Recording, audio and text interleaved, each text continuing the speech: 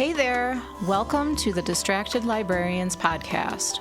We're your friendly neighborhood bookworms with a penchant for all things pop culture. Picture this as our digital campfire, where we dive into our latest obsessions, analyze our favorite distractions, and rediscover the joy of reading. Whether you're a media enthusiast, a book lover, or just need a break from the daily grind, you've come to the right spot. So kick back, relax, and get delightfully distracted with us. Hey everybody, this is the Distracted Librarians, and today we are going to be talking about tattoos based on books, movies, and video games. My name's Nicole. I'm Amanda. I'm Killian. I'm Drew. All right, tattoos. This is an interesting topic. I know. It's kind of weird, but I think that we have enough to talk about in terms of why do people get tattoos based on books, movies, or video games?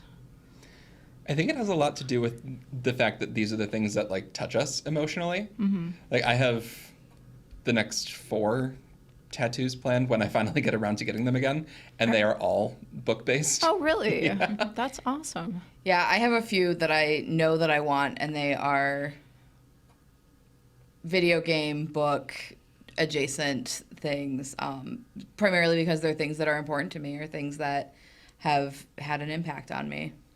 Definitely. I have a few that I think I might like in the future. However, I don't get tattoos as often as I once did. I mean, I turned 17 and immediately went and got a tattoo and didn't stop getting tattoos for many years. So I have quite a few at this point. Kind of running out of real estate. But yeah, there's a few things that I would consider getting tattooed at this point in my life. I still only have the one, and I am filled with regret over it. So. Just one? Yeah. Oh. Okay, tell us about this regretful tattoo. Well, it's the Harry Potter Deathly Hallows tattoo. Okay. Because I was very much that kid. And I got it, it would have been 2013, 2014. Okay. And then the Fire Nation attack. No. And then J.K. Rowling turned out to be exactly who she is. Yes. And that got complicated. Yes. So I am very happy that it is in a place that no one sees on my body, and that one day tattoo removal will be cheap enough that I'll just go for it. Or cover up. Yeah. You can always cover up. I can always cover up, yeah. Yeah, Oh, definitely. that would probably be easy to cover up. I would think so. Yeah, I've Yeah. seen some really nice cover-ups of Deathly Hallows tattoos. Because there's a need for that. Yeah. Oh my goodness. Wow. Okay, so what are the other tattoos do we have here at the table? So I have 5 tattoos, but only one of them is any sort of media-based. The others were a couple of them are just things that I liked. One is related to a Winter Guard show that was cut abruptly short because it was the 2020 season. But the most recent tattoo that I have is the Keyblade. Is my favorite Keyblade from Kingdom Hearts. Okay. So it is the Divine Rose Keyblade, which is this beautiful key sword wrapped in, with a rose hilt wrapped in thorns. And so it has the benefit of, it's from Kingdom Hearts, but it's also the Beauty and the Beast affiliated Keyblade from that game. And Beauty and the Beast is one of my favorite Disney movies ever. Plus, I love Kingdom Hearts. It was very important to me in high school, and then became very important to me again in 2020 with all the lockdowns and everything. Just before lockdowns happened, I bought a PS4 and the Kingdom Hearts games, all of them that were remastered for PS4, and played through them all. And so that game became very important. Yeah. And yeah, so I took the image from the game to my artist and was like, I want this, but I want this in your style, because she does very fine line realistic. Mm-hmm. And it is really pretty, and I love it. I have 0 regrets on that one. Cool. It's only been a little over a year, but give I it have time. 0 regrets. No. 0 regrets. Give it time. Do you have Nicole. any regrets on any of your tattoos? No, I got all 5 of them within a couple years, Good for and you. I love all of that's them. rare. They all have some semblance of meaning to me, but some are deeper than others. Yeah. This is probably the benefit of like waiting until you're an adult to get tattoos, because you have a tendency of having a little bit of a better idea of like who you are and what's important to you. And more impulse control. A little more impulse control. I also had a major needle phobia to get over. Like, the whole concept terrified me. It shocked my parents when I got tattoos. It shocked me when you got It shocked tattoos. Drew when I got tattoos. Yes. Most people who know me, because I'm terrified of needles. I hate shots, blood draws, anything. And then when I went to go get my first tattoo, I basically fell asleep while she was doing it. So I was like, oh, this is fine. And we went from there. Nice. So I have a tattoo that's based on a book, and all literary tattoos are a little bit nerdy, but this one I think might be extra nerdy because it was a book I was weeding from the collection because it had sat on the shelf for, I don't know, 20 years or something. And it's called Revolution in Print. It's about the role of newspapers in the French Revolution. It might be Wayne State University Press. It's some university press. Honestly, I don't think it belonged in a public library. But it had these illustrations of, or actually pictures of these newspapers in France. And one of them says, Le Scientiae sans Coloticier, which is science for the working class. It translates more directly to sans Coloticier, no pants. So, which in the book it said it was sort of like slang for working class people. Okay. Right, because French Revolution, you have these like class wars going on. Did you say no pants? Mm-hmm. Okay, perfect. Yeah. Okay. That's what I thought you said. Sans. Just making sure. Sans. Without pants. And and it's like old French too. Yeah. So even if like I've had French people be like, "What is on your arm?" and I'm like, I know. But it is an advertisement for astronomy. So originally from a newspaper in France, put into a book, talking about the importance of information for all people, regardless of class. Oh, I like that. So very librarian. Very appropriate for a librarian. Absolutely. Yeah. But I was lucky enough to have an artist who I had not known of before, because this was like pre-Instagram.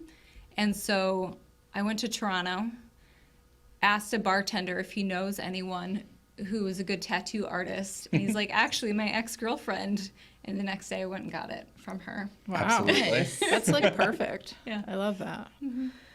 I have a tattoo, and it's actually from a book or a movie that we've discussed before. There's the movie Titus, or the book, which was written by Shakespeare, Titus Andronicus. Mm-hmm. So the tattoo that I have is really just a still from the film Titus. And it is Lavinia, who is the daughter of the general. He's like a Roman general that has come back from war. And there's this whole situation where this really devastating thing happens to her, and she is disfigured by some characters from the book. So there's the scene in the film where you see her and she's standing on a tree stump, and her hands have been cut off and branches have been attached to where her hands were, and she has blood coming from her mouth.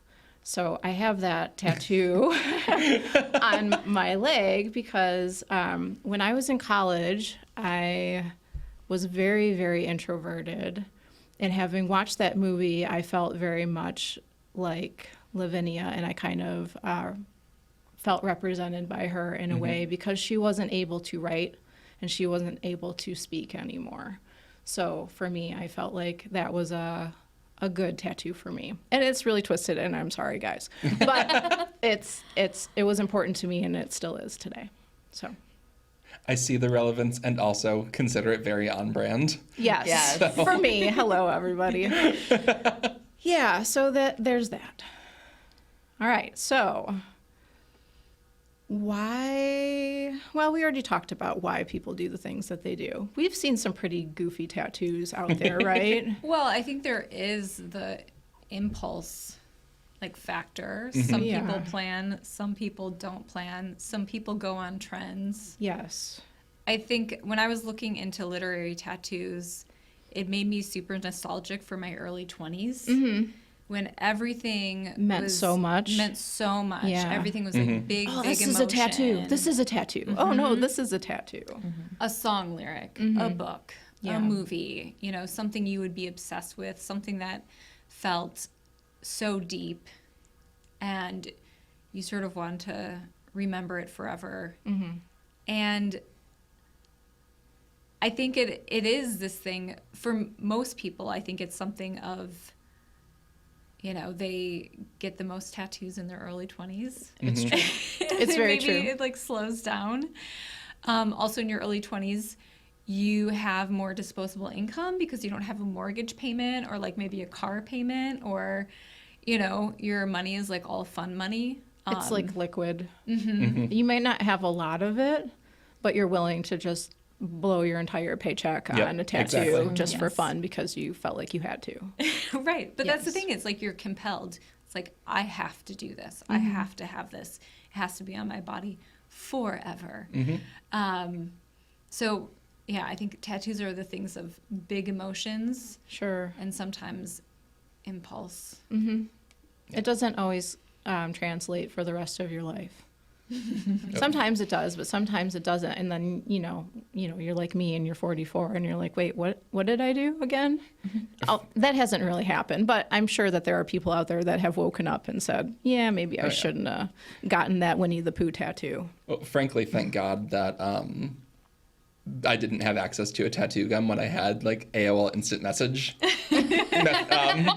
statuses, because dear God. Oh, the AOL away messages were such a time for song lyrics in particular. The way I would be covered head to toe with Evanescence lyrics, Oh my goodness. because that's who I was 20 years ago. Exactly. Okay, so what are some tattoos that we would do that we would get now, if you can think of anything? Oh, yeah. You said you have yours planned out, Drew. I do. So I have one. It's funny you said Winnie the Pooh. Oh my goodness. I'm sorry, I didn't just call that out of the blue. So A.A. Milne was a really popular poet that my grandma was super into. Okay. And so I have a couple of children's books that she, hand signed at the time. Oh, wow. That were her. And she would always have her couple that she knew by heart. And that would be the like sing-songy things that we did when I was sitting on her lap as a little kid. Aw. So there's one that's called Halfway Up that I've always had latched onto in my head. And I want a line from that with the Winnie the Pooh red balloon Oh, okay. as sort of a tie together. Cute. I want that on my wrist. That's the plan. Very nice. I have one that's from Wolf Song, one that's from Cushion's Dart. Okay. You've been talking about that one for a while. I'm talking about a lot of these for a while. I want a Calvin and Hobbes Let's Go Exploring tattoo. Oh, cute. Yeah. Very cute. Maybe some Heartstopper leaves. Just to fill in around things. Exactly. Yeah. Tie it all together. Killian, do you have any upcoming? I want to do the Cup and Crow from Six of Crows. Oh, nice. I actually, as a gift from one of my friends, got a temporary tattoo of that they bought from a seller on Etsy. That's just figuring out where and finding the money for it, honestly. Knowing how much the Keyblade was, because that was the longest, most detailed, and therefore most expensive of my tattoos. I'm just like, okay, we gotta set money aside for a while for that one, because it's gonna be a minute. I do also, I've talked about Dead by Daylight on the podcast before. Yes. Is my affection for this game normal? Probably not. But it means a lot to me still. And I want to there's something in the game, you have your totems that the killers in the game can have perks that give them powers based around those. There's also perks that survivors can have in game that are based around those. And so I would like to get one of those added alongside my Keyblade tattoo, and potentially a Sims Plumb Bob as well, because those are kind of like the games that people who know me and in that gamer sense of things know are my main games, depending on the mood that I'm in. It's going to be Kingdom Hearts, it's going to be Dead by Daylight, or it's going to be Sims. So that's kind of where I'm at right now. Nice. Amanda, do you have any thoughts? No upcoming tattoos All that I right. can think of. I do Okay. have a tattoo that I sort of would like adjusted because I was never very happy with it, which is sad. Which Yeah. not a book tattoo. It happens. It definitely happens. I think because of that experience, so I'm like very wary. So Yeah. I have always considered getting a Totoro tattoo. My neighbor Totoro. This is a movie that I have watched with my kids since they were really little. And I don't know, something about it just reminds me of myself and them, me being the Totoro, and them being the little Totoros, which I think would be so incredibly cute and not on brand with all the rest of my tattoos. But hey, I'm getting older, so I can have something whimsical. Well, it's funny you say that because I haven't seen My Neighbor Totoro, but I've seen Kiki's Delivery Service and Spirited Away and have really loved those. Yeah. And I know the soot sprites are bigger in My Neighbor Totoro, Yes. but they are in Spirited Away. They are. And since the first time I saw that movie, I'm just like, oh my gosh, I love these. These are amazing. Yeah. And so I've toyed with getting little soot sprites. Oh, fun. Before, too. Yeah. Very cute. Okay, well, we have a fun little game we're going to play. So, when I was looking up literary tattoos, by and large, most of them were quotes. So I thought you guys could see if you can guess the author or the book or both of some of these common quoted tattoos. Okay. Excellent. So you're going to check and see if we can identify these in the wild as librarians. Yes, I mean, and for me, I was finding them as tattoos on Pinterest, but you know, Okay, fair enough. They are someone's tattoo.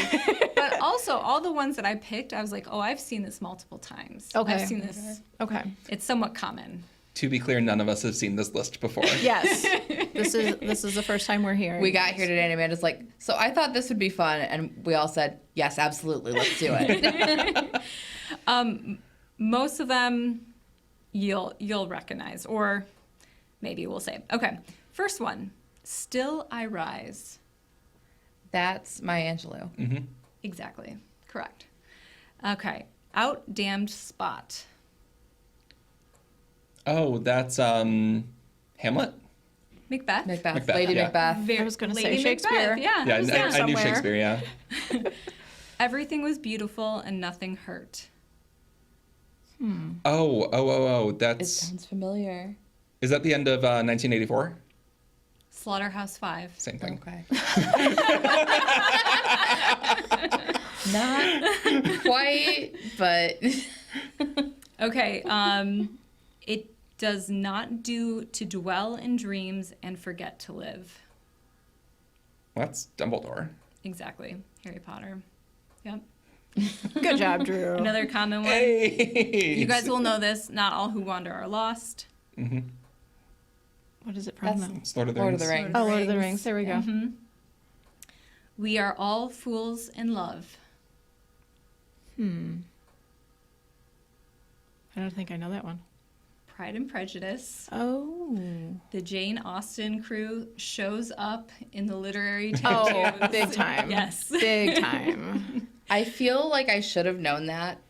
But the reality is I have skimmed the book and just simply consumed that almost entirely through Adaptations. Movies. adaptations Yeah. and movies Yeah. and things. So Yeah. So it goes. And I've heard it everywhere, but yeah. Slaughterhouse 5. again, Again? By and large, the ones that I saw the most were Kurt Vonnegut. Really? There is a Interesting. certain Kurt Vonnegut Wow. fan base Okay. that loves tattoos. Oh my goodness. Well, if there is anyone out there listening to this who has a Kurt Vonnegut tattoo, please let us know, because this is news to me. Oh, okay. I mean, I also think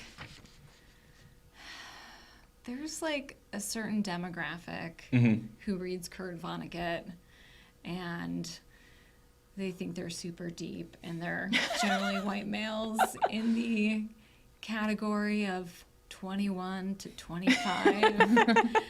So they fit right into They fit that right in. category we I were talking probably about dated earlier. a few. I don't know. Like, My one time seeing a Kurt Vonnegut book in the wild, like not in the library, was when my cousin gave me a ride home from college my freshman year, his senior year. Oh my And he had goodness. it in the back seat. And he would have been a white male 21 at the time. yeah. Wow. Oh my gosh. I did love the book Slaughterhouse 5 though. I think I'm gonna have to read that one. Yeah, It's I've on my never read list, it. but I keep Good. like pushing So it. good. Pushing it.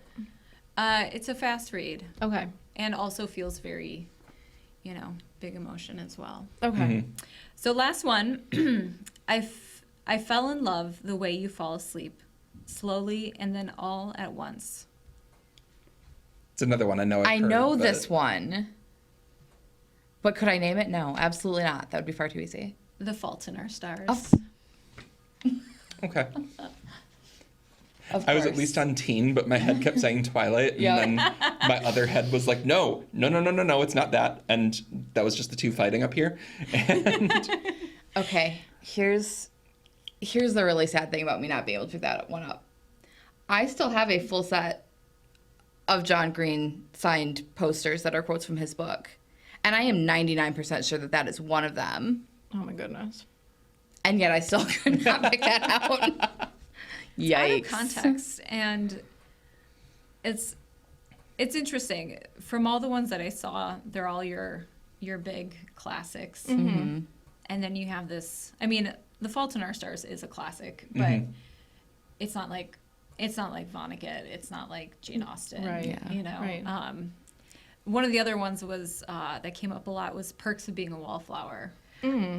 I think a lot of times too you'll get those ones that are teen ones because it's people turning 18 just being able to Oh get their first tattoos those on their books own, mean and those books so mean much so much to them. I know Yeah. so many people who have like Mockingjay tattoos from Hunger Games and things like that as well. Sure. So I think that makes sense.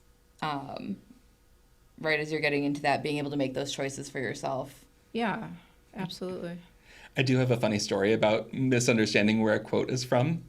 I promise this links back to tattoos eventually. So there's a restaurant that's literally across the street from here that I go to like 2 or 3 times a month for lunch. And there's a girl there that has a "You Jump, I Jump" tattoo. And today, in my present brain, I know that that's a quote from Titanic. On the day I saw it in person, I could only pull up the season 5 episode of Gilmore Girls, where they go on a life and death brigade mission and they jump off the top of a skyscraper, or a structure that they build. Scaffolding, thank you. I'm like a Could not come up with that word. Scaffolding, thank you. But it's like 3 or 4 stories off the ground. They're like harnessed in, and Oh, it's a boy. whole thing. Okay. And in that moment, Rory says to Logan, "You jump, I jump, Jack." And that's what I latch onto from it, because I say that quote all the time out loud when I'm driving. If there's a car in front of me that has the light go yellow, I will say out loud to that car, "You jump, I jump, Jack," as in, if they go through, I'm going through too. Yeah. Like they decide our nice. progress. Oh my gosh. That's So I went to this restaurant for the first time, like right when they opened 3 or 4 years ago. I am so sorry if you're listening to this and hearing this story and realizing it's about you. And I was trying to make conversation, and I was like, "Oh, I love the Gilmore Girls." It was a thing. She was probably like, "What is going on?" She's still there. Like we see each other constantly. I hope that this isn't latched onto her brain as a moment with me, but it's in my brain. Wow. Have you seen a Gilmore Girls tattoo? I have not, and I didn't even come across one when I was like looking for. I think I've seen a Luke Steiner mug tattooed on someone, Okay, that's adorable. but then that would have been shared on a Gilmore Girls bit posting group that I'm in on Facebook, so like already predisposed to find it. Sure. I've never like come across one. Yeah. Well, that might be something to consider. That might be on the list now too. Absolutely.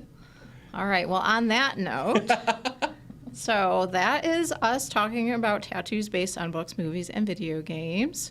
As always, please send us anything that you would like to chat with us to our email. We'd be happy to look at those if you have any literary tattoos or any suggestions of literary tattoos we should get.